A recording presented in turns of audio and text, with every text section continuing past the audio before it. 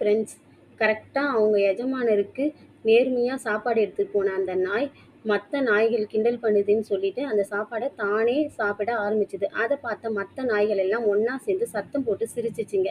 இங்க பாருங்க, இதுதான் புகழ்பெற்ற நம்பிக்கை நாய். இத்தன நாள் ஊர ஏமாத்திட்டு இன்னைக்கு எஜமானரோட சாப்பாட்ட சாப்பிடுது பாருங்கன்னு சொல்லி மத்த நாய்ங்க சிரிச்சுதுங்க. மத்த நாய்களோட கேலி கிண்டலுக்கு ஆளான நேர்மையான நாய் தன்னோட நேர்மைய தவற விட்டதுக்காக ரொம்பவே வருத்தப்பட்டுச்சு. இதுலருந்து நம்மளுக்கு தெரியிற நீதி என்னன்னா, மற்றவர் கருத்தை வைத்து உங்கள் பழக்கங்களை மாற்ற வேண்டாம். மற்றவர்கள் என்னதான் கேலி, கிண்டல் எது செய்தாலும் நம்மளுடைய பழக்கத்த மாத்துறதுக்கோசரம் தான் அவங்க பண்றாங்கன்றத நம்ம புரிஞ்சுக்கினாலே நம்ம இதுலருந்து வெளிய வந்துடலாம். Okay friends.